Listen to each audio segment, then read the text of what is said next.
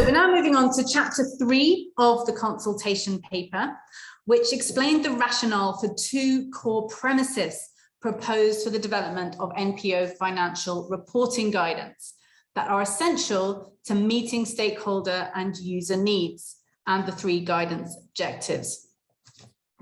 Now, the first core premise is accrual-based accounting. Now, I won't repeat our deep analysis into the advantages and disadvantages of the various accounting bases here, as there is a detailed video on our website and the link is shown there. However, it is worth noting that the issue that we're discussing here is about the accounting basis for entity-wide general purpose financial reports. And while it's linked, that is distinct from the accounting basis that's used in the accounting records during the year or for reports produced for other purposes. So after a great deal of discussion in the advisory groups, and a discussion and debate in the advisory groups, we went ahead with accrual-based guidance because it is the best able to meet the project objectives, as you can see on the slide.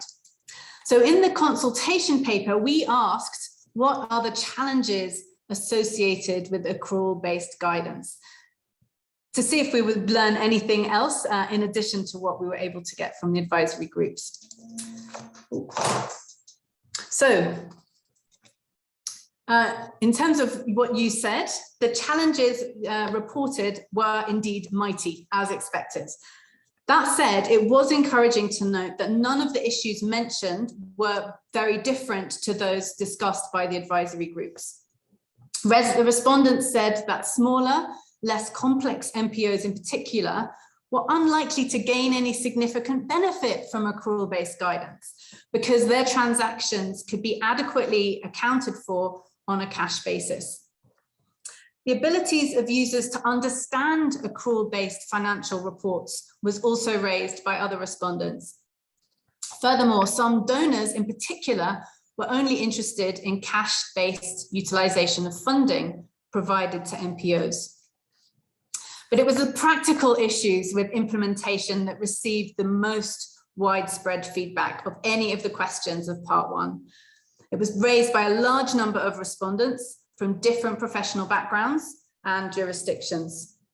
So the most common response from people was in relation to the capacity and capability of NPOs and their staff to move to and maintain an accrual-based accounting system. It was noted that many NPOs rely on volunteer.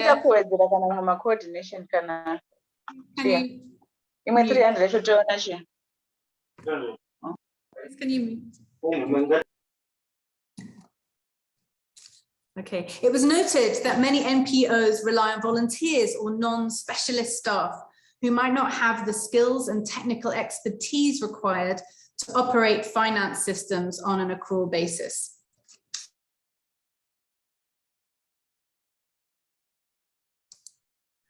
Or indeed to understand the accrual-based financial reports that they produced. Respondents also commented that access to and the affordability of the education and training needed to apply accrual accounting could be challenging in many jurisdictions.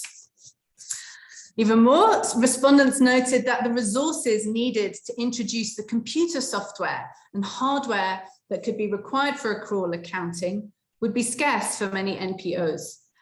And the additional costs associated with compliance and audit of accrual-based financial reports would pose additional burdens. The consultation paper did recognize many of these points, and the feedback from the respondents does really add additional weight to the need that the guidance, the need for us to ensure that the guidance provides for proportionate financial reporting requirements that can be practically applied by a wide range of NPOs in many jurisdictions. So if we think about our way forward, in applying accrual accounting, there are a range of alternatives that can be considered, from the most basic of just recognizing payables and receivables, through to more complex areas requiring estimates and judgments. Now, as Karen will be presenting later, we proposed using IFRS for SME as a foundational framework, precisely because it is shorter and simpler than full IFRS, and already removed some of the more onerous accounting and disclosure requirements required by the full suite of standards. So as discussions are made during the guidance development process, we will ensure that the proposals are proportionate to the needs of the preparers and users, keeping the guidance as simple as possible. In this way, we hope that the guidance will be able to be applied by a wide range of NPOs, driving quality.